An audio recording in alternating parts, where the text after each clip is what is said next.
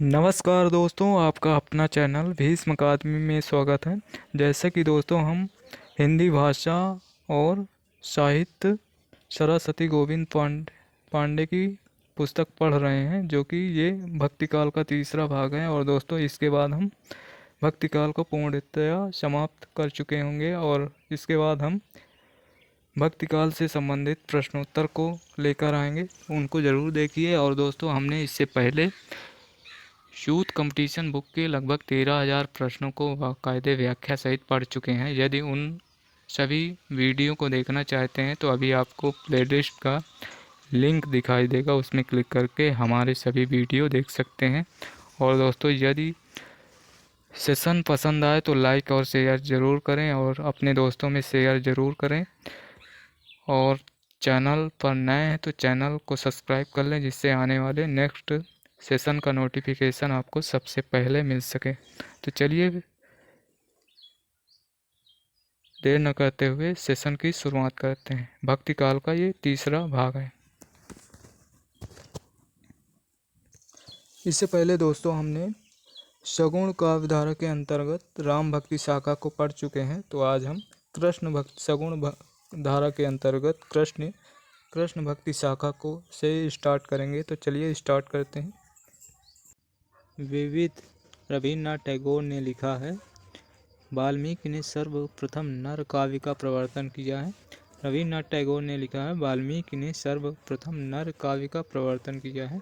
और मीराबाई के एक पत्र के जवाब में गोस्वामी तुलसीदास ने निम्नांकित पद कही थी, जो विनय पत्रिका में संकलित है।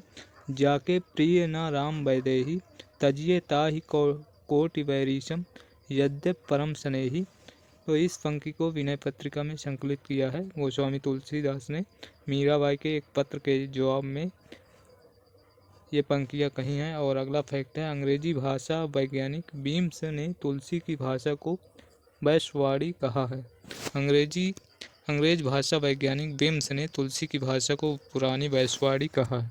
और सगुण कृष्ण भक्ति शाखा अब पढ़ते हैं। और कृष्ण का सर्वप्रथम उल्लेख ऋग्वेद के 8वें मंडल में 10वें सूक्त के रचयिता के रूप में मिलता है। कृष्ण का सर्वप्रथम उल्लेख ऋग्वेद के 8वें मंडल में 50वें सूक्त के रचयिता के रूप में मिलता है।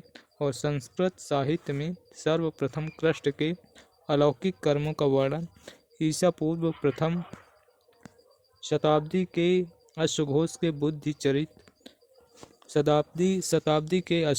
बुद्ध चरित में मिलता है।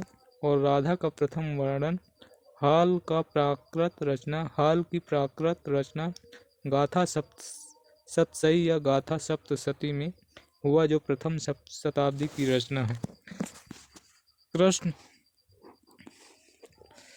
राधा का प्रथम वर्णन हाल की प्राकृत रचना गाथा सप्तशती या गाथा सप्तशती में हुआ, जो प्रथम शताब्दी की रचना है। तो यहाँ पर हाल की रचना है गाथा सप्तशती या गाथा सप्तशती, उसी में राधा का प्रथम वर्णन मिलता है। और कृष्ण भक्त कवियों का आधार ग्रंथ भागवत महापुराण है। कृष्ण भक्त कवियों का आधार ग्रंथ भागवत महापुराण है। कृष्ण काव्य परंपरा के प्रमुख संप्रदाय एवं आचार्य प्रवर्तकों का संक्षिप्त विवरण काल क्रमानुसार है। तो आचार्य जन्म मृत्यु जन्म स्थान और उनके गुरु संप्रदाय दार्शनिक मत। तो निम्बार्काचार्य का जन्म 1114 ईस्वी 1162 ईस्वी में मृत्यु हुई और इनका जन्म स्थान निम्बापुर है। और निम्बार्काचार्य के गुरु नारद मुनि हैं। और निम्बार्काचार्य सनकादि संप्रदाय के प्रवर्तक हैं। और इनका दार्शनिक मत द्वैत अद्वैतवाद है। वल्लभाचार्य का जन्म 1478 और मृत्यु 1530। और इनका वल्लभाचार्य का जन्म चंपारण में हुआ। और वल्लभाचार्य जी के गुरु विष्णु स्वामी हैं, जो कि वल्लभाचार्य का संप्रदाय रुद्र संप्रदाय है। और इनका दार्शनिक मत शुद्ध अद्वैतवाद है। स्वामी हरिदास का जन्म 1478 मृत्यु 1578 और इनका जन्म स्थान वृंदावन है। और इनके गुरु का नाम आसधीर है। और ये सखी संप्रदाय के प्रवर्तक हैं। चैतन्य महाप्रभु का जन्म 1486 मृत्यु 1533। इनका जन्म स्थान नवद्वीप बंगाल में हुआ और इनके गुरु का नाम केशव भारती और ये गौंडी संप्रदाय के प्रवर्तक हैं। और इनका दार्शनिक मत है अचिंत भेदा भेद। चैतन्य महाप्रभु का दार्शनिक मत है अचिंत भेदा भेद। और हित हरिवंश का जन्म 1502 ईस्वी में और मृत्यु 1552 ईस्वी। ये बांध गांव मथुरा में इनका जन्म हुआ और इनके गुरु का नाम हित हरिवंश के गुरु का नाम गोपाल भट्ट है और इनके संप्रदाय हित हरिवंश के संप्रदाय का नाम राधा वल्लभ संप्रदाय। कविहाल का वास्तविक नाम शालिवाहन था। कविहाल का वास्तविक नाम शालवाहन था जो प्रथम शताब्दी में प्रतिष्ठानपुर के राजा थे। भागवत पुराण का रास शरद रास है तथा गीत गोविंद का वसंत रास है। बंगाल के अंतिम शासक लक्ष्मण सेन के सभा कवि जयदेव ने 12 सर्गों में कोमलकांत पदावली में गीत गोविंद की रचना की। जयदेव की रचना गीत गोविंद है। भागवत महापुराण में 12 स्कंद हैं। भागवत महापुराण में 12 स्कंद हैं और सनकादि यज निम्बार्क संप्रदाय। तो चलिए पढ़ते हैं। भक्ति के निमित्त विष्णु के स्थान पर कृष्ण के सगुण रूप का सर्वप्रथम प्रतिपादन निम्बार्काचार्य ने किया और निम्बार्काचार्य का मूल नाम नियमानंद था। निम्बार्क का अर्थ है नीम पर सूर्य के दर्शन कराने वाला। निम्बार्क का अर्थ है निम्बार्क को भगवान कृष्ण के सुदर्शन चक्र का अवतार माना जाता है। इसका एक नाम सुदर्शन भी था। निम्बार्क संप्रदाय में कृष्ण के वामांग में सुशोभित राधा के स्वकीय रूप विधान है। और निम्बार्काचार्य के 4 शिष्य थे। श्रीनिवासाचार्य, दूसरे औदुम्बाचार्य, तीसरे हैं गौरमुखाचार्य, चौथे हैं श्री लक्ष्मण भट्ट। और श्रीनिवासाचार्य ने वेदांत कौस्तुभ ग्रंथ की रचना की और निम्बार्काचार्य ने 5 ग्रंथों की रचना की जो निम्न है। पहला है वेदांत पारिजात सौरभ, दूसरा 10 श्लोकी, तीसरा है श्री कृष्ण स्तवराज, चौथा है मंत्र रहस्य खोड़सी और पांचवा है प्रपन्न कल्प पल्लवी। ये सभी निम्बार्काचार्य के 5 ग्रंथ हैं जो उन्होंने रचना की। निम्बार्क संप्रदाय की सबसे बड़ी गद्दी राजस्थान के सलेमाबाद स्थान पर है। शनकादि संप्रदाय या निम्बार्क संप्रदाय के प्रवर्तक निम्बार्काचार्य हैं और इन्होंने भक्ति के निमित्त विष्णु के स्थान पर कृष्ण के सगुण रूप का सर्वप्रथम प्रतिपादन किया। निम्बार्काचार्य के गुरु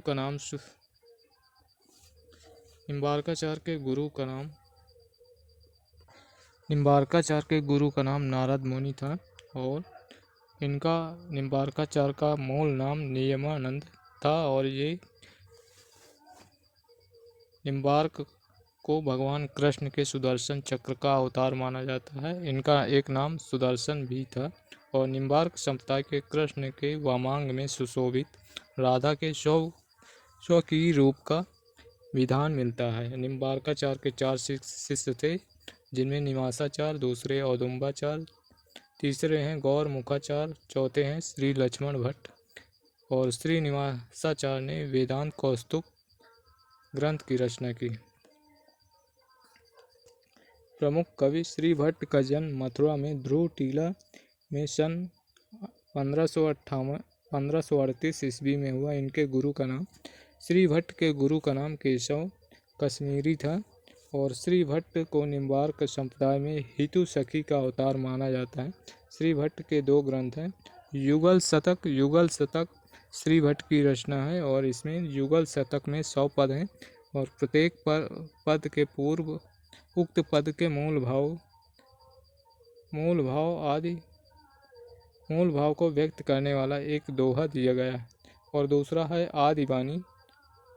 तो श्री भट्ट का जन्म मथुरा में हुआ और इनके गुरु का नाम केशव कश्मीरी था और इनका जन्म सन 1538 में हुआ। और श्री भट्ट को निम्बार्क संप्रदाय में हितु सखी का अवतार माना जाता है। श्री भट्ट के दो ग्रंथ हैं, युगल शतक, आदिवाणी। ये दोनों रचनाएं श्री भट्ट की हैं। चलिए अगला फैक्ट पढ़ते हैं। हरि व्यास देव के गुरु का नाम श्री भट्ट था।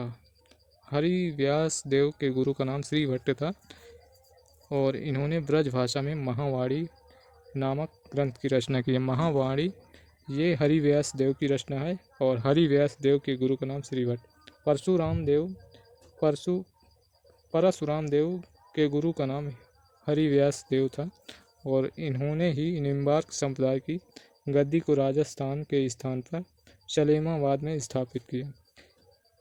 श्री भट्ट के शिष्य का नाम हरि व्यास देव और हरि व्यास देव के शिष्य का नाम परशुराम देव और परशुराम देव ने ही निम्बार्क संप्रदाय की गद्दी को राजस्थान के बाद सलेमाबाद में स्थापित की। परशुराम देव ने परशुराम सागर नामक एक बड़े ग्रंथ की रचना की। इसकी भाषा राजस्थानी प्रधान साधुक्कड़ी है। अब देखते हैं बल्लभ संप्रदाय सुल्तान सिकंदर लोदी तथा बाबर के समकालीन थे। और वल्लभाचार्य संक्षिप्त परिचय देखते हैं वल्लभाचार्य जी के।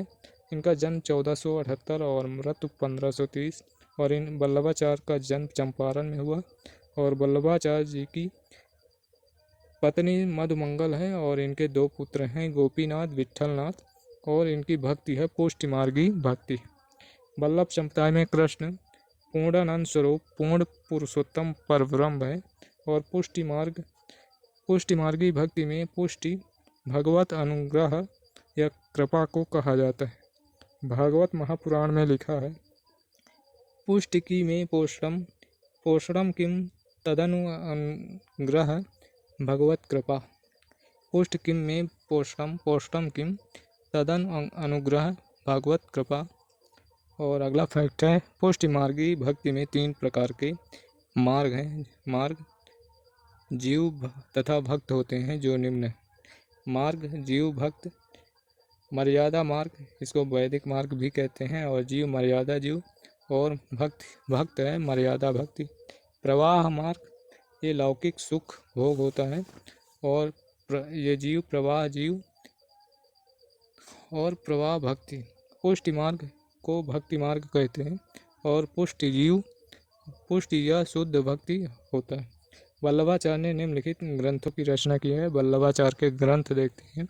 पूर्व मीमांस भाष, दूसरा है उत्तर मीमांस या ब्रह्मसूत्र भाष जो अणुभाष के नाम से प्रसिद्ध है।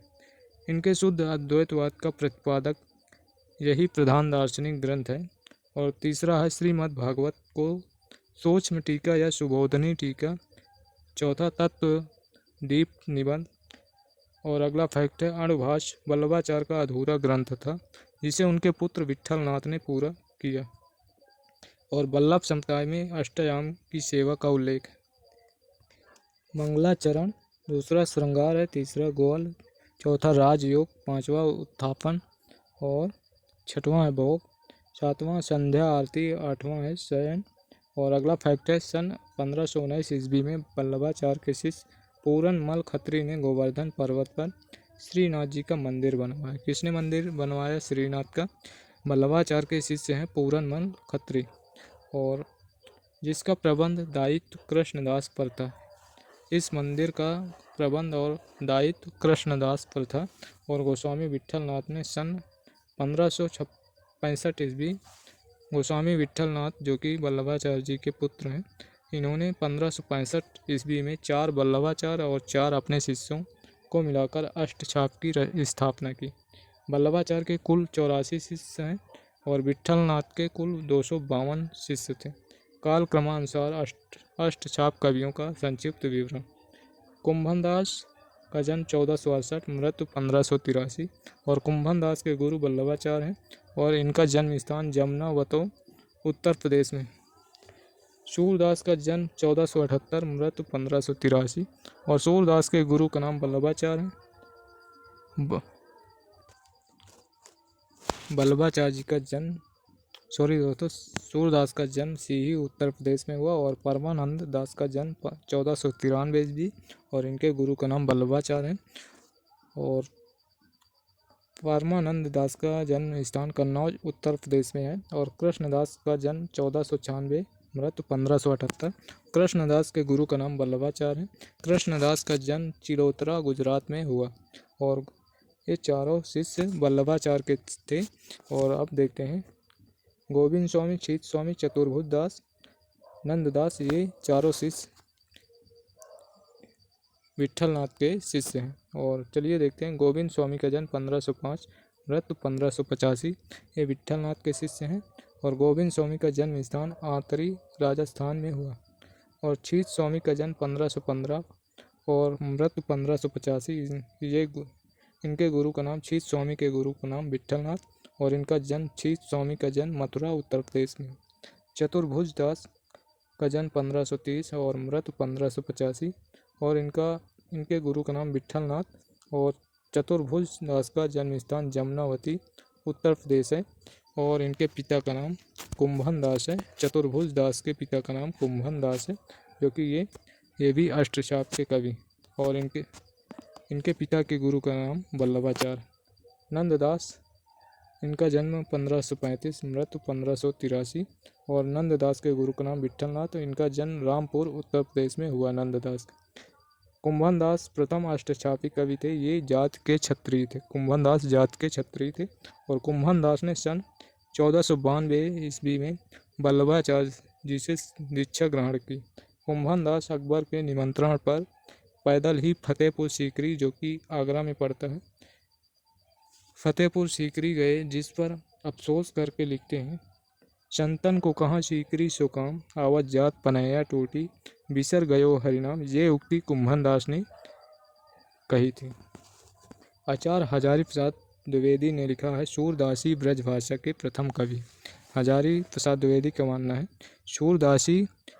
सूरदास ही ब्रजभाषा के प्रथम कवि और लीला गान का महान समुद्र सूरसागर ही उसका प्रथम काव्य। सूरदास का जन्म वैशाख शुक्ल 5 दिन मंगलवार और 1535 विक्रम संवत को हुआ। ये वल्लभाचार्य यानी कि अपने गुरु से 10 दिन ही छोटे थे। सूरदास के जन्म स्थान के संबंध में दो मत हैं, जो निम्न है। रुनकता गऊ घाट मानने वाले विद्वान हैं श्याम सुंदर दास, रामचंद्र शुक्ल, हजारी प्रसाद द्विवेदी, ये तीनों विद्वान इन सूरदास का जन्म स्थान रुनकता गऊ घाट मानते हैं। और सीही मानने वालों में विद्वान हैं वार्ता साहित्य डॉक्टर नगेंद्र, गणपत चंद्र गुप्त, ये तीनों विद्वान सूरदास का जन्म स्थान सीही मानते हैं। और वल्लभाचार्य ने सूरदास को भगवत लीला वर्णन करने का उपदेश दिया था। शूर हैं कि घिघियात काहे को हैं, कुछ भगवत लीला वर्णन करो। सूरदास द्वारा 25 ग्रंथ बताया जाता है, जिनमें की 3 ही उपलब्ध हैं, जो निम्न हैं। सूरसागर, सूरसरावली, साहित्य लहरी, ये 3 ही उपलब्ध हैं। और सूरदास की रचनाओं का सर्वप्रथम संपादन कलकत्ता में 1841 ईस्वी में राग कल्प द्रुम नाम से हुआ। सूरदासकृत सूरसागर का उपजीव भागवत, सूरदास का सूरसागर का उपजीव भागवत महापुराण का 10वां स्कंद है और सूरसागर में 4936 पद तथा 12 स्कंद है। सूरसागर में 4936 पद और 12 स्कंद है। सूरदास ने सूरसागर में 3 भ्रमर गीतों की योजना की है। प्रथम भ्रमर गीत पद संख्या 4078 से 4710 ही मुख्य हैं। शेष दो भ्रमर गीत का पर पद संख्या 4711 से 4712 तथा खा इसमें 4313 कथात्मक है। भ्रमर गीत का सर्वप्रथम एक पूर्ण प्रसंग के रूप में श्रीमद् भागवत के 10वें स्कंद के 47वें अध्याय के 12 से 21 श्लोक में मिलता है। हिंदी साहित्य में भ्रमर गीत काव्य परंपरा का प्रवर्तन सूरदास ने किया। सूरसागर के काव्य रूप में संबंध विभिन्न विद्वानों का मत है। तो विद्वान है और अभिमत चंद्रवली पांडे का मत है लीला प्रबंध काव्य या भाव प्रबंध काव्य है। हजारी प्रसाद द्विवेदी का मानना है गीत काव्यात्मक मनोरोगों पर आधारित विशाल महाकाव्य है। ब्रजेश्वर वर्मा इनका मानना है कृष्णचरित का महाकाव्य सर्वसम्मति से गेय मुक्तक काव्य। भ्रमर गीत में कुल 700 पद हैं। प्रोफेसर मैनेजर पांडे ने भ्रमर का 3 रूप बताया है कृष्ण का प्रतीक, दूसरा है उद्धव का प्रतीक, तीसरा है स्वतंत्र रूप में। भ्रमर गीत को उपालम्ब काव्य भी कहते हैं, यानी कि उलाहना काव्य भी कहते हैं। आचार्य शुक्ल ने इसे ध्वनि काव्य कहा है। शूर शरावली में 1107 छंद हैं और इसकी रचना संसार को होली का रूपक मानकर की गई। शूर शरावली में 1107 छंद हैं और इसकी रचना संसार की होली का रूपक मानकर की गई। साहित्य लहरी 1550 ईस्वी की है। इसमें साहित्य लहरी में अलंकार नायिका भेदों के उदाहरण प्रस्तुत करने वाले 118 दृष्टिकूट पद हैं। आचार्य रामचंद्र शुक्ल ने लिखा है वात्सल और श्रृंगार के क्षेत्र का जितना अधिक उद्घाटन सूर ने बंद आंखों से किया उतना किसी और कवि ने नहीं। इन क्षेत्रों का कोना कोना वे झांकाए। आचार्य शुक्ल ने लिखा है सूर की बड़ी विशेषता है नवीन प्रसंगों उद्भावना करने वाली ऐसी प्रतिभा हम तुलसी में नहीं पाते। शुक्ल का मानना है सूर की सबसे बड़ी विशेषता है कि नवीन प्रसंगोद्भावना करने वाली ऐसी प्रतिभा हम तुलसी में नहीं पाते। शुक्ल जी ने लिखा आचार्यों की छाप लगी हुई 8 वीणाएं श्री कृष्ण की प्रेम लीला कीर्तन करने उठी, जिनमें सबसे ऊंची सुरीली और मधुर झंकार अंधे कवि सूरदास की वाणी की थी। और आचार्य हजारी प्रसाद द्विवेदी ने लिखा है सूरदास जब अपने विषय का वर्णन शुरू करते हैं तो मानो अलंकार शास्त्र हाथ जोड़कर उनके पीछे दौड़ा करते उपमाओं की बाढ़ आ जाती है, रूपकों की वर्षा होने लगती है, संगीत के प्रवाह में स्वयं बह जाता है। सूरदास की मृत्यु पर विट्ठलनाथ ने लिखा है पुष्टि मार्ग को जहाज जाते हैं जाय कछु लेना होय सो लेओ। ये सूरदास की मृत्यु पर विट्ठलनाथ ने कहा था। सूरदास का अंतिम पद निम्नलिखित है खंजन नयन रूप रस माते अतिशय चारा उपल अनियारे पल पिंजरा न समाते। ये सूरदास का अंतिम पद है और सूरदास को वात्सल रस का सम्राट कहा जाता है। परमानंद ने वल्लभाचार्य से अरैला प्रयाग में दीक्षा ग्रहण की थी। परमानंद ने वल्लभाचार्य से, और परमानंद की रचनाओं में परमानंद सागर प्रमुख है और इसमें परमानंद सागर में 635 पद हैं। इसके अतिरिक्त दान लीला और ध्रुव चरित भी परमानंद की रचना है। कृष्णदास कुणबी जात के शूद्र थे। इनके प्रमुख ग्रंथ हैं जुगलमान चरित, भ्रमर गीत, प्रेम तत्व निरूपण। ये सभी कृष्णदास की रचनाएं। गोविंद स्वामी ब्रजमंडल के महावन नामक स्थान पर रहते थे। गोविंद स्वामी जहाँ रहते थे वहाँ गोविंद स्वामी की कदमखंडी नाम से प्रसिद्ध है। और अकबर के नवरत्न में तानसेन गोविंद स्वामी से संगीत गायन की शिक्षा ग्रहण करते हैं। इनके पदों का संकलन गीत स्वामी के पद नाम से प्रसिद्ध है। चीत स्वामी बीरबल के पुरोहित थे। पुष्टि मार्ग में दीक्षित होने के बाद ये गोवर्धन पर्वत के निकट पुछरी नामक स्थान पर तमाल वृक्ष की छाया में रहते थे। इनकी स्फुट रचनाओं का संकलन पदावली नाम से प्रसिद्ध हुआ। चतुर्भुज दास प्रसिद्ध अष्टछाप कवि कुंभन दास के कनिष्ठ पुत्र थे, यानी कि छोटे पुत्र थे। चतुर्भुज के स्फुट पदों का संकलन चतुर्भुज कीर्तनावली और दान लीला नाम से प्रकाशित हुई। चतुर्भुज के स्फुट पदों का संकलन। अष्टचाप के कवियों में नंददास का स्थान। काव्य सौष्ठव और भाषा की प्रांजलता सूरदास के बाद है। नंददास के ग्रंथ पद संख्या कथ्य निम्न है। शब्द पद संख्या कथ्य विषय। अनेकार्थ मंजरी, इसमें 228 पद हैं। ये पर्याय कोश है। अनेकार्थ मंजरी। मान मंजरी, इसमें अमर कोश के आधार पर लिखा गया पर्याय कोश है। सुदामा चरित्र, इसमें श्रीमद् भागवत की कथानक पर सुदामा कृष्ण के सख्त भाव का वर्णन है। रस मंजरी 270 ईस्वी का ये नायिका भेद है। रूप मंजरी लघु प्रेमाख्यानक काव्य है। वीरा मंजरी इसमें पद संख्या 147 है। प्रेम 12 खड़ी। श्याम सगाई, इसमें पद संख्या 63 है। इसमें श्यामा श्याम की सगाई। रुक्मणी मंगल 90, पदों की संख्या 90 है। ये विवाह काव्य है। भंवर गीत 216, और भंवर गीत में सगुण निर्गुण पर गोपी और उद्धव का संवाद, कृष्ण की लीला का अनुप्रासाद युक्त साहित्यिक भाषा में वर्णन। सिद्धांत पंचाध्यायी, कृष्ण की रास लीला का वर्णन है। सिद्धांत पंचाध्यायी में ये नंददास की रचना है। दशम स्कंद भाषा 1700 पद है इसमें। ये श्रीमद् भागवत के दशम स्कंद का पद्यमय अनुवाद है। रास पंचाध्यायी रोला छंद में लिखा गया। इसमें वियोगी हरि ने इसे हिंदी का गीत गोविंद कहा है। यह 5 अध्याय में विभक्त है। रास पंचाध्यायी रोला छंद में लिखा गया। वियोगी हरि ने रोला छंद को हिंदी का गीत गोविंद कहा है। ये 5 प्रकार में विभक्त है। हिंदी के समस्त भ्रमर गीतों में नंददास का भ्रमर गीत वैज्ञानिक दृष्टि से सर्वश्रेष्ठ है। और नंददास को जड़िया कहा है और कभी गड़िया नंददास जड़िया। सखी संप्रदाय पढ़ते हैं। सखी स्वामी हरिदास ने वृंदावन में निम्बार्क मतांतर्गत सखी या टट्टी संप्रदाय की स्थापना की। स्वामी हरिदास का ऐतिहासिक परिचय किशोरदास की रचना निजमत सिद्धांत से प्राप्त होता है। अकबर के दरबारी गायक तानसेन स्वामी हरिदास के शिष्य। सखी संप्रदाय में निकुंज बिहारी, श्री कृष्ण सर्वोपरि, हरिदास के 2 प्रमुख ग्रंथ हैं।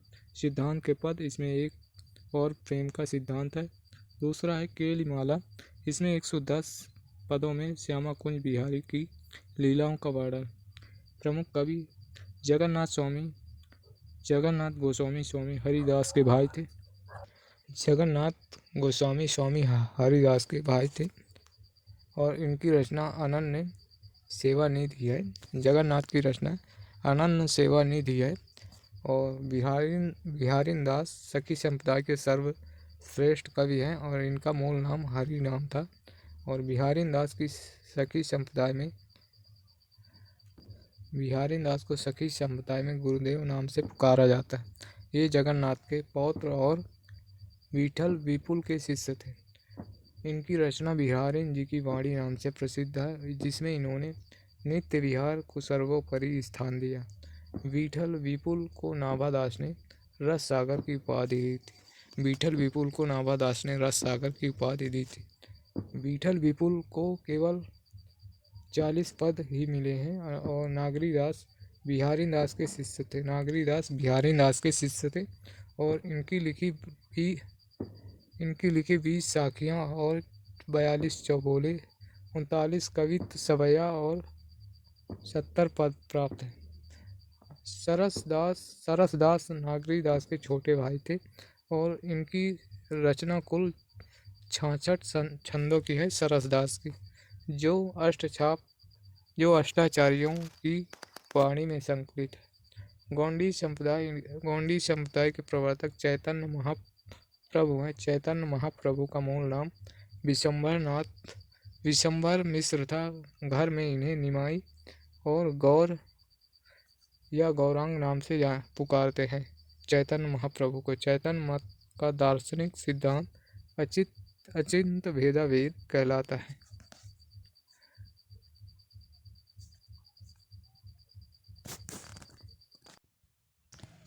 प्रमुख कवि राम राय प्रारंभ में वल्लभ मता अनुयायी विठलनाथ के शिष्य थे और किंतु बाद में वे जगन्नाथपुरी में श्री नित्यानंद से दीक्षा ग्रहण की।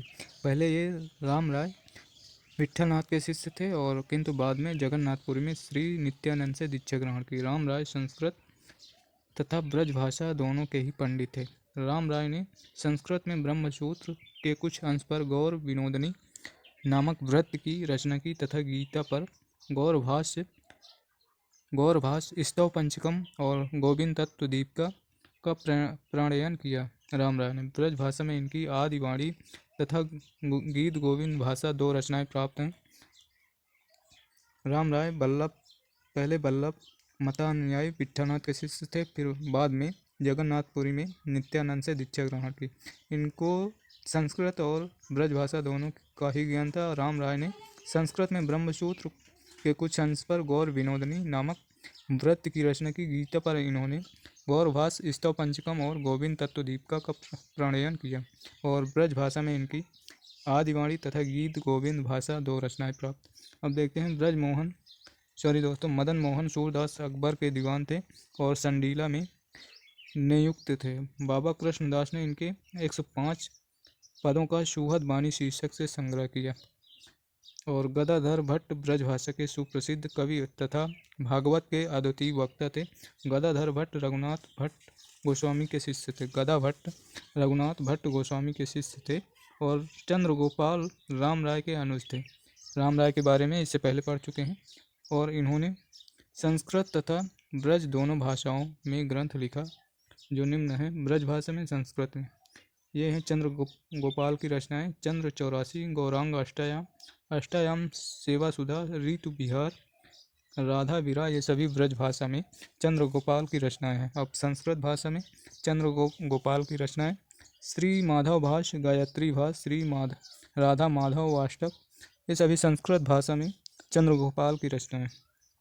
चंद्र 84 हित हरिवंश जी की हित 84 की प्रेरणा से लिखी गई है। और गौरांग अष्टायाम में चैतन्य महाप्रभु की अष्टायाम सेवा का वर्णन है। और माधवदास माधुरी वृंदावन वासी खत्री थे, इनकी प्रमुख रचनाएं हैं। माधवदास माधुरी की रचनाएं केली माधुरी 1630 ईस्वी, वंशीवट माधुरी 1642 और वृंदावन माधुरी 1642, ये 3 रचनाएं माधवदास माधुरी की हैं। और माधवदास की तीनों रचनाओं का एक संकलन श्री माधुर वाणी नाम से किया गया। भगवत मुदित माधव मुदित के पुत्र तथा आगरा के सूबेदार सूजा के दीवान थे। इनकी एकमात्र रचना वृंदावन सत है 1650 ईस्वी। और वृंदावन सत श्री प्रबोधानंद सरस्वती द्वारा संस्कृत ग्रंथ में वृंदावन महिमा अमृत का भाषा अनुवाद किया। श्री प्रबोधचंद सरस्वती द्वारा रचित संस्कृत ग्रंथ वृंदावन महिमा अमृत का ब्रजभाषा अनुवाद किया गया। चलिए अब देखते हैं राधा वल्लभ संप्रदाय के बारे में। राधा वल्लभ संप्रदाय का प्रवर्तन 1534 ईस्वी में आचार्य हित हरिवंश ने वृंदावन में किया। राधा वल्लभ संप्रदाय के प्रवर्तक हित हरिवंश है। और राधा वल्लभ संप्रदाय में राधा का स्थान सर्वोपरि है। इसमें तत्सुखी भाव को महत्व प्रदान किया गया। हित हरिवंश का संक्षिप्त जीवन व्रत निम्नांकित है। माता पिता, पत्नी, ब्रजभाषा ग्रंथ, संस्कृत भाषा ग्रंथ।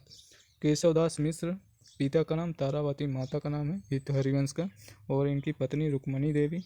और ब्रजभाषा में इनकी रचना हित 84 है। और संस्कृत भाषा में राधा सुधानिधि, यमनाष्टक, ये दोनों रचनाएं हित हरिवंश की। संस्कृत भाषा में हित हरिवंश अपनी रचना की मधुरता के कारण श्री कृष्ण की वंशी के अवतार कहे जाते हैं। हित हरिवंश श्री कृष्ण की वंशी के अवतार कहे जाते। प्रमुख कवि हरिराम व्यास, ओरछा नरेश, मधुकर शाह के राजगुरु थे। हरिराम व्यास मधुकर शाह के राजगुरु थे। और हरिराम व्यास को वैष्णव भक्तों में विशाख सखी का अवतार कहा जाता है। हरिराम व्यास को विशाख सखी का अवतार कहा जाता है वैष्णव भक्तों में। हरिराम व्यास की प्रमुख रचनाएं निम्नांकित हैं। व्यास वाणी 758 पद, 148 दोहे। और रागमाला इसमें है 604 दोहे, ये संगीत शास्त्र है। और तीसरी है नवरत्न और स्वधर्म पद्धति, ये संस्कृत भाषा में है। और अब देखते हैं चतुर्भुज दास अष्टछापी कवि चतुर्भुज से भिन्न है।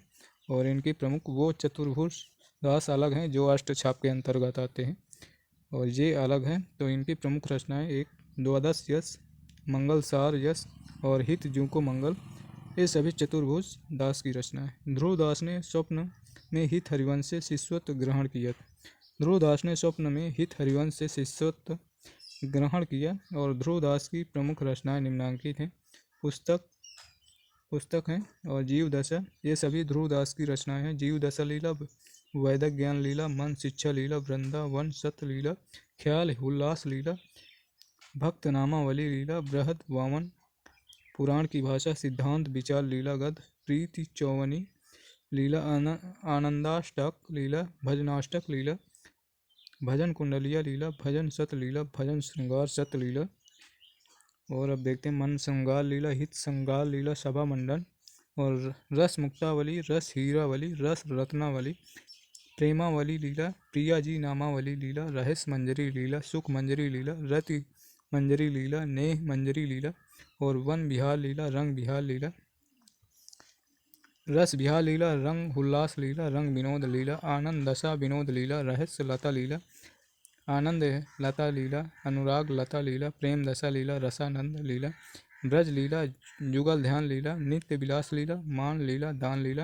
ये सभी रचनाएं ध्रुव दास की हैं और नेही नागरी दास ने वृंदावन में हित हरिवंश के पुत्र गोस्वामी वन चंद्र से दीक्षा ली थी। वन चंद्र हित हरिवंश के पुत्र थे और इनके शिष्य नेही नागरी दास थे। और सापेक्ष निरपेक्ष कृष्ण भक्ति तो मीराबाई ने कृष्ण को उपासना प्रियतम या पति के रूप में स्वीकार की थी और मीराबाई की भक्ति है माधुर्य भक्ति। मीराबाई का संक्षिप्त जीवन व्रत निम्नांकित है। जन्म हुआ 1516 मृत 1586 और इनका जन्म स्थान कुर्की है। पिता थे मीराबाई के रत्न सिंह, पति थे भोजरात और इनके गुरु थे रैदास। इनकी भक्ति माधुर और मृत्यु स्थान रणछोड़ मंदिर है। और मीराबाई की भाषा राजस्थानी मिश्रित ब्रज भाषा। मीराबाई की प्रमुख रचनाएं हैं गीत गोविंद की टीका, नरसिंह जी का मायरा, राग सोरठा, राग गोविंद, मलार राग, सत्यभामा रूसड़म, मीरा की गर्वी तथा रुक्मणी मंगल, ये सभी मीराबाई की रचनाएं। और मीराबाई के स्फुट पद मीराबाई की पदावली से नाम से प्रकाशित। मीराबाई ने तुलसीदास को एक पत्र में लिखा था, स्वस्थ श्री तुलसी कुलभूषण दूषण हरई गोसाई, 12 बार प्रणाम करऊँ अब हरऊँ शोक समुदाय। तो ये तुलसीदास को पत्र में लिखा था मीराबाई ने। और अब रसखान के बारे में पढ़ते हैं। रसखान का मूल नाम सैयद इब्राहिम था। इनका जन्म अनुमानतः दिल्ली में सन 1533 तथा मृत्यु 1618 में है। सवैया छंद में कृष्ण लीला गान करने वाले प्रथम कवि रसखान। सवैया छंद में गान करने वाले प्रथम कवि रसखान माने जाते हैं। आचार्य रामचंद्र शुक्ल ने लिखा है रसखान के बारे में, और कृष्ण भक्तों के समान इन्होंने गीत काव्य का आश्रय न लेकर कवित्व सवैयों में अपने सच्चे प्रेम की व्यंजना की। रसखान के प्रमुख काव्य कृतियां हैं सुजान रसखान में 181 सवैया, 17 कवित्व, 12 दोहा, 4 सोरठा, यानी कि कुल 214 छंद हैं।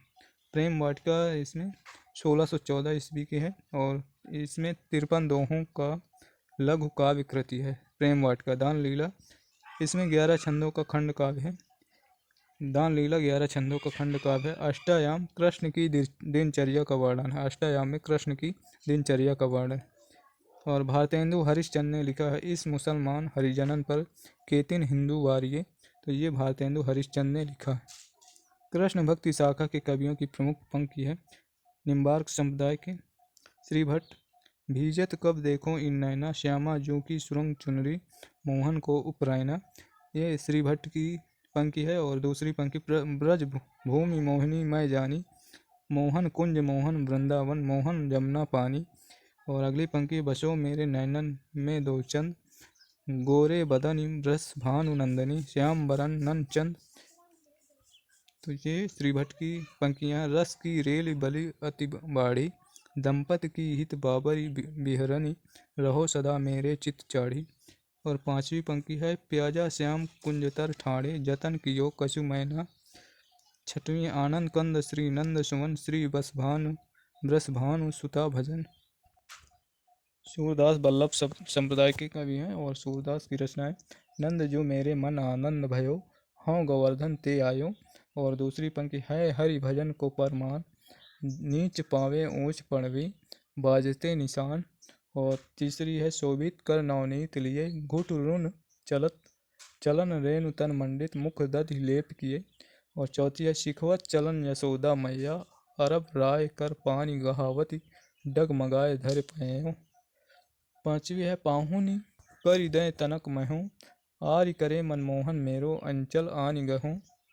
छठवीं है मैया कबहीं बढ़ेगी चोटी, कितिक बार माँ ही दूध पियत भय, यह अजहूँ है चोटी। और सातवीं है खेलत में को काको गुसैया। ये सभी सूरदास की पंक्तियां हैं। धेनु दुहत अति ही रति बाढ़ी, और एक धार दोहन पहुँचावत एक धार जहाँ प्यारी ठाढ़ी। नौवीं पंक्ति है देख री हरि के चंचल नयन, खंजन मीन मृंगज चपलाई नहीं पटतर एक सैन। 10वीं है मेरे नयन बिरह की बेल बई, सींचत नयन नीर के सजनी मूल पतार गई। 11वीं मुरली तव गोपालहि भावत, मुरली तव गोपालहि भावत। और 12वीं मधुबन तुम कत रहत हरे, मधुबन तुम कत रहत हरे। 13वीं ऊधव तुम अपने जतन करो, ऊधव तुम अपनो जतन करो। और 14वीं निर्गुण कौन देश को वासी, मधुकर हंसी समझाए सौंदे बूझत साँच नहासी। और 15वीं बूझत श्याम कौन तू गोरी, कहाँ रहत काकी है बेटी, देखी नहीं कहूँ ब्रज खोरी। मानो माई घन घन अंतर दामिनी। 17वीं है प्रभु हों सब पतितन कौं टीको। 18वीं रूप रेख गुण जाति जुगति, बिनु निरालम कित धावै, सब विद अगम विचारहि ताते, सुर सगुन पद गावै। और 19वीं पंक्ति है जसोदा हरि पालने झुलावै, हल रावे दुल राय मल हावे, जोई सोई कछु गावै। 20वीं पंक्ति मैया मोहि डाऊँ बहुत खिजायो। 21वीं फट न गई ब्रज की छाती, कत ये सूल सहे। 22वीं नंद ब्रज लीजें ठोंकी बजाए। 23वीं लरिकाई को प्रेम कहूँ, अली कैसे करके छूटत। कृष्णदास की पंक्तियाँ मो मन गिरधर छवि अटक्यों, ललित त्रिभंगी अंगन पर चल, गहो तहाई ठटक्यों। ये कृष्णदास की पंक्तियाँ दूसरी है। कंचन मणि मरकत रसोपी, नंद सुवन के संगम सुख कर, अधिक विराजति गोपी। और अब देखते हैं नंद कवि की। ताई छिन उड़ु राज उदित रस, राज सहायक, कुमकुम मंडित वदन प्रिया जनु नागरी नायक। और दूसरी है नव मरकत मणि श्याम कनक, मणिगम ब्रजबाला, वृंदावन को रीझ मनहु पहिराई माला। ये दोनों पंक्तियाँ नंददास की। हित हरिवंश की पहली पंक्ति रहो को काहू मनहि दिए, मेरे प्राणनाथ श्री श्यामा शपथ करऊँ तिन छाये। दूसरी है ब्रज नौ तरुणी कदम मुकुट मणि, श्यामा आज बनी, नक्सिक लव अंग अंग माधुरी, मोहे श्याम धनी। तीसरी है विपिन घन कुंज रत केली, भुज केली रुचि, श्याम श्यामा मिले शरत की जामी। चौथी जब सो हित निष्काम मति, वृंदावन विश्राम, राधा वल्लभ लाल को हृदय ध्यान मुख नाम। तो ये सभी हित हरिवंश की पंक्ति। संप्रदाय निरपेक्ष कवियों की पंक्तियाँ, तो उनमें से मीराबाई है। पहली पंक्ति बसो मेरे नयनन में नंदलाल, ये बहुत प्रसिद्ध पंक्ति है मीराबाई की। मन रे परस हरि के चरण, शुभग शीतल कमल कोमल, त्रिविध ज्वाला हरण। और तीसरी पंक्ति घायल की गति घायल जाने, और न जाने कोई। और चौथी पंक्ति जाके सिर मोर मुकुट मेरो पति सोई। पांचवी है जोगी मत जा मत जाई पाई, परु चेरी तेरी हों, प्रेम भगत को पेड़ा ही न्यारो, हमको गेल बता जा। और छठवीं है पग बांध घोरिया नाचारी। अब देखते हैं निरपेक्ष कवि रसखान की पंक्तियाँ। पहली मानुष हो तो वहीं रसखान, बसो संग गोकुल गाँव के ग्वारन। ये अपनी इच्छाएं व्यक्त कर रहे हैं पंक्तियों के माध्यम से रसखान जी। दूसरी पंक्ति या लकटी अरुका मरिया पर राज तीनों पुर को तजीरारो। तीसरी पंक्ति ब्रह्म में ढूंढो पुरानन गानन, वे दरिया सुनि चौगुने चायन। चौथी है मोर पखा सिर ऊपर राखियों, गुंज की माल गले पहिराऊंगी, ओढ़ पीताम्बर लय लकटी बन गोधन ग्वालन संग फिराऊंगी। पांचवी है शेष महेश गणेश दिनेश, सुरेशों जाय निरंतर गावें, ताई अहीर की छो हरिया छचिया भर छाछ पे नाच नचावें। छठवीं है भूरी भरे अति शोभित श्यामजू, वैसी बनी सिर सुंदर चोटी, खेलत खात फिराय अंगनापक, पैजन बाजत पीरी कछोटी। सतवीं है होती जू पै कुबरी हया सकी, भरी लातन मुक्का बकोटत केती, लेती निकाल हिय की सबैं, नक छेद के कौड़ी पिराई की देती। और आठवीं है कराय उपाय बस डोरिया कटाए, ना ही उपजाए जाएंगो बाँस डोरिया कटाए। और 9वीं है रसखान कबो इन आँखिन सोब्रज के बन बाग तड़ाग निहारो। कोटिक हों कल धौत के धाम करील के कुंजन ऊपर बारों। और 10वीं जे बिनु जाने कछहु नहीं जान्यो जात विशेष सोई प्रेम जहि जान के रहिन जात कछु शेष। तो ये सभी रसखान की पंक्तियाँ हैं। भक्ति काल की अन्य काव्य प्रवृत्तियाँ यानी कि विशेषताएं और कवि और वीर का भक्ति काल में वीर काव्य भी लिखे गए हैं। तो चलिए देखते हैं। सन 1454 ईस्वी में श्रीधर की रचना रणमल्ल छंद डिंगल में ऐतिहासिक चरित्र काव्य का प्रथम का ग्रंथ है। रणमल छंद में ईडर के राजा रणमल राठौर और पाटन के सूबेदार जफर खां के युद्ध का वर्णन 70 छंदों में निबद्ध है। और भक्ति काल के अन्य वीर कवि और काव्य निम्नांकित हैं। ग्रंथ और कवि और वर्ष ईस्वी छंद संख्या विषय। विजयपाल रासो ये ग्रंथ है नल सिंह का और ये 1543 ईस्वी का है। विजयपाल रासो में 42 छंद हैं और विजयपाल रासो में विजयपाल और पंग का युद्ध वर्णन। राव जैतसी रासो ये 1543 ईस्वी का है। इसमें 90 छंद हैं। राव जैतसी रासो राव जैतसी और कामरान का युद्ध वर्णन है राव जैतसी में। और बिरुद 76 ये दुरसा जी आढ़ा की रचना है। बिरुद 76 ये दुरसा जी आढ़ा की रचना है और इसमें 76 छंद हैं। और बिरुद 76 में महाराणा प्रताप का यशोगान है। और राणा रासो ये दयाराम कवि की रचना है। राणा रासो का रचनाकाल 1624 ईस्वी है और इसमें छंदों की संख्या 875 है। और राणा रासो में सिसोदिया कुल के राजाओं का वर्णन है। राणा रासो में सिसोदिया कुल के राजाओं का वर्णन। रतन रासो कुंभकर्ण कवि की रचना है। रतन रासो का रचनाकाल 1624 ईस्वी। रतन रासो में रतलाम के महाराज रतन सिंह का प्रशस्ति वर्णन है। रतन रासो में रतलाम के महाराज रतन सिंह का प्रशस्ति यानी कि वीर वर्णन। क्याम खा रासो ये रचना नियामत खजान की है। क्याम खा रासो ये 1634 ईस्वी की है। और क्याम खा रासो में क्याम खा चौहान के वंशजों का युद्ध वर्णन है। क्याम खा रासो नियामत खजान की। और अब देखते हैं भक्ति काल में प्रबंधात्मक चरित्र काव्य। तो सन 1354 ईस्वी में जैन कवि सुधारू अग्रवाल द्वारा प्रद्युम्न चरित हिंदी प्रथम पौराणिक प्रबंध काव्य है। सुधारू अग्रवाल की रचना प्रद्युम्न चरित ये हिंदी का पौराणिक प्रबंध काव्य है। और भक्ति काल के अन्य प्रबंधात्मक चरित्र काव्य निम्नलिखित हैं। ग्रंथ कवि और भाषा। पंच पांडव रचित ये शालिभद्र सूर की है।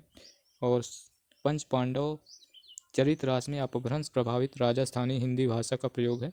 और गौतम रास रचना में अपभ्रंश प्रभावित राजस्थानी हिंदी का वर्णन हिंदी भाषा में है। राजस्थानी अपभ्रंश प्रभावित राजस्थानी हिंदी भाषा में गौतम रास है।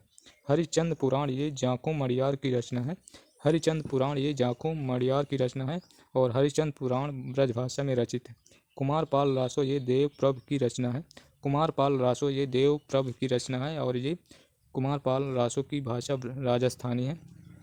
और अगली रचना है कन्नड़ दे प्रबंध ये पदमनाथ की रचना है। कन्नड़ दे प्रबंध ये पदमनाथ की रचना है और ये कन्नड़ दे प्रबंध ये राजस्थानी भाषा में।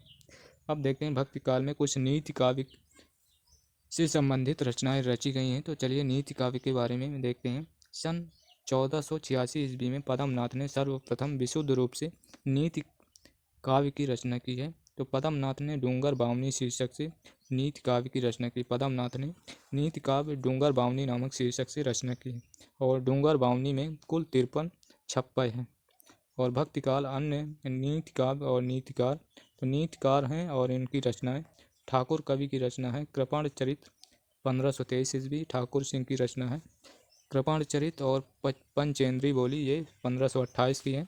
ठाकुर सिंह की रचना कृपाण चरित 1523 और पंचेंद्री बेली ये 1528। ये दोनों नीति काव्य हैं। नीतिकार ठाकुर सिंह के। छीहल कवि की रचना है पंच सहेली 1518 और दूसरी है बावनी 1527। तो नीतिकार छीहल कवि की रचना है पंच सहेली 1518 बावनी 1527। देवीदास की रचना है राजनीति के कवित ये नीति काव्य है। देवीदास की रचना राजनीति की कवित।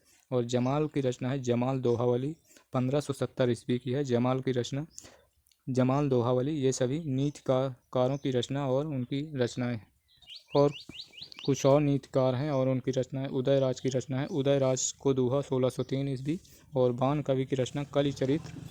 ये बाण का नीतिकार बाण कवि की रचना है। इनकी रचना है कलिचरित। वाजिद जो कि दादू के शिष्य थे वाजिद, इनकी रचना है ग्रंथ गुण उत्पत्तिनामा। और दूसरी ग्रंथ प्रेम नामा। तीसरी है ग्रंथ गरज नामा। चौथी है साखी वाजिद। ये चारों रचनाएं वाजिद की रचनाएं हैं। और बनारसी दास जैन इनकी रचनाएं हैं। नवरस पदावली और समय सार नाटक। तीसरी है बनारसी विलास। चौथी है अर्धकथानक, इसे आत्मकथा माना जाता है। और पांचवी है भाषा सूक्ति मुक्तावली। तो ये पांचों रचनाएं बनारसी दास जैन की हैं। और राज समुद्र कवि की रचना है शालिभद्री चौपाई और गज सुकमाल चौपाई। प्रश्नोत्तर रत्नमाला कर्म बतीसी शील बतीसी बालाओ बोध। ये सभी रचना राज समुद्र की हैं। और कुशल वीर जो कि ये भी नीतिकार हैं, इनकी रचनाएं भोज चौपाई। दूसरी है शीलवती रास। तीसरी है कर्म चौपाई। चौथी है वर्ण संपुट। पांचवी है उद्यम कर्म संवाद। ये सभी नीतिकार और उनकी रचनाएं हैं। और अब देखते हैं अकबर दरबारी काव्य के बारे में। तो अकबर दरबारी काव्य के बारे में देखते हैं। भक्ति काल के दरबारी कवियों का काल क्रमानुसार विवरण निम्न है। तो कवि और जन्म मृत्यु ग्रंथ टोडरमल, इनका जन्म 1493, मृत्यु 1589। और टोडरमल की रचना कुछ फुटकर छंद हैं। और दूसरे हैं नरहरि महापात्र, इनका जन्म 1505, मृत्यु 1607। नरहरि महापात्र की रचनाएं रुक्मणी मंगल, छप्पय नीत, कवित्व संग्रह, ये तीनों रचनाएं नरहरि पात्र की। और बीरबल ब्रह्म की रचनाएं। बीरबल ब्रह्म का जन्म 1528 और मृत्यु 1583। बीरबल ने कुछ फुटकर छंद लिखे हैं। और तानसेन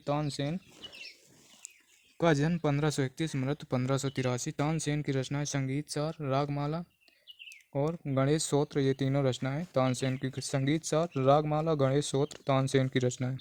गंग यानी कि गंगा प्रसाद कवि गंग की रचनाएं। इनका जन्म 1538, मृत्यु 1617। और गंग की रचनाएं गंग पदावली, गंग पचीसी, गंग रत्नावली, ये तीनों रचनाएं गंग या गंगा प्रसाद की। पृथ्वीराज कवि की, तो इनका जन्म 1549 में। पृथ्वीराज की रचनाएं वेल कृष्ण रुक्मणी री पृथ्वीराज कथि और श्यामलता दशरथ राउत वासुदेव राउत गंगा लहरी, ये सभी रचनाएं पृथ्वीराज की। रहीमदास की रचनाएं 1500। रहीमदास का जन्म 1553 और मृत्यु 1626। तो इनकी रचनाएं दोहावली या सतसई। दूसरी है बरवे नायिका भेद। तीसरी है नगर शोभा। चौथी है मदनाष्टक। पांचवी है खेल कौतुकम। छठवीं है श्रृंगार सोटा। सातवीं है रस पंचादय। और अगला फैक्ट है कवि गंग बीरबल के बाल सखा तथा रहीमदास के विशेष कृपा पात्र थे। और कवि गंग ने शहजादा खुर्रम की प्रशंसा में एक छंद लिखा जिस कारण से नूरजहां ने ईर्ष्यावश उन्हें हाथी से कुचलवा दिया था। कवि गंग को नूरजहां ने हाथी से कुचलवा दिया था। और गंग का अंतिम छंद निम्नलिखित है।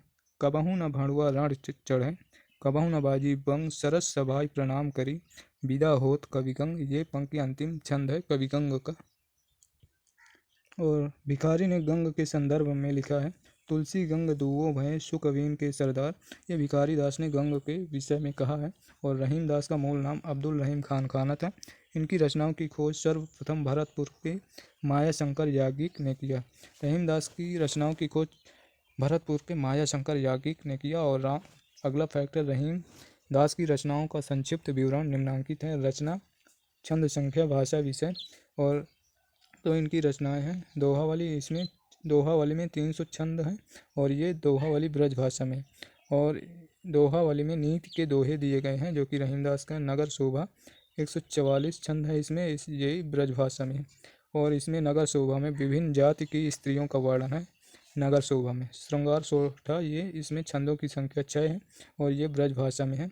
इसमें श्रृंगार का वर्णन किया गया है रहीमदास द्वारा। मदनाष्टक, इसमें 8 छंद हैं। मदनाष्टक, इनकी अक्सर रचनाओं की भाषाएं पूछी जाती हैं। तो इन्होंने 3 भाषाओं में रचनाएं की। मदनाष्टक खड़ी बोली में है, अधिकतर यही पूछी जाती है मदनाष्टक। और बरवे नायिका, तो मदनाष्टक खड़ी बोली है। ये इसमें कृष्ण की रासलीला का वर्णन है। बरवे नायिका भेद, ये अवधी भाषा में है। इसमें ये नायिका भेद का निरूपण है। बरवे नायिका भेद अवधी भाषा में लिखा गया प्रथम रीति निरूपक ग्रंथ है। तो इसीलिए ये पूछा जाता है। बर्वे नाई का भेद अवधी भाषा में लिखा प्रथम रीति निरूपक ग्रंथ है। या तो भाषा पूछी जाएगी या तो ये ग्रंथ के बारे में किसका ग्रंथ है। तो इसकी रचना संस्कृत के कवि भानुदत्त की रस मंजरी के आधार पर की गई। और रहीम दास ने संस्कृत, फारसी, हिंदी मिश्रित भाषा में खेल कौतुक जातकम नामक एक ज्योतिष ग्रंथ की रचना की। और आचार्य रामचंद्र शुक्ल ने लिखा है रहीम दास के बारे में। रहीम दास का हृदय द्रवीभूत होने के लिए कल्पना की उड़ान की अपेक्षा नहीं रखता था। वो संसार के सच्चे और प्रत्यक्ष व्यवहारों में ही द्रवीभूत होने के लिए पर्याप्त स्वरूप पा जाता था। ये रामचंद्र शुक्ल का कथन है रहीम दास के बारे में। और रीति काव्य, भक्ति काल में कुछ रीति काव्य से संबंधित रचनाएं रची गईं। तो हिंदी की रीति काव्य परंपरा में रचना काल की दृष्टि से सर्वप्रथम कृपाराम है। और सन 1541 ईस्वी में कृपाराम ने दोहा छंद में हित तरंगड़ी नामक रीति काव्य की रचना की। ये 5 तरंगों में विभक्त है। हित तरंगड़ी ब्रजभाषा में रचित हिंदी सतसई काव्य परंपरा का प्रथम ग्रंथ है। और भक्ति काल के अन्य प्रमुख रीति निरूपक कवि निम्नांकित हैं। सुंदर कविराम इनकी रचना है। रीति ग्रंथ है सुंदर कविराम, इनकी रचना सुंदर श्रृंगार 1631। न्यामत खाजान इनकी रचना है रसकोश 1619। और कवि वल्लभ तीसरी है सिंगार तिलक 1652 की। चौथी है रसमंजरी 1652। और रसमंजरी नंददास की भी रचना है। तो बलभद्र मिश्र इनकी रचना है शिखनक, बलभद्री व्याकरण, गोवर्धन सतसई, हनुमान नाटक और दूषण विचार, ये सभी बलभद्र मिश्र की रचनाएं हैं। मोहनलाल मिश्र की रचनाएं श्रृंगार सागर 1589, तिलक शतक, अलग शतक, ये दोनों मुबारक की रचनाएं हैं। मुबारक की रचनाएं तिलक शतक, अलग शतक। अन्य कवि देखते हैं। अन्य कवि नरोत्तम दास का जन्म सीतापुर जिले के वाड़ी नामक कस्बे में हुआ था। और नरोत्तम दास की प्रमुख कृतियाँ निम्नांकित हैं। सुदामा चरित खंड काव्य, ध्रुव चरित, विचारमाला, ये तीनों रचनाएं नरोत्तम दास की हैं।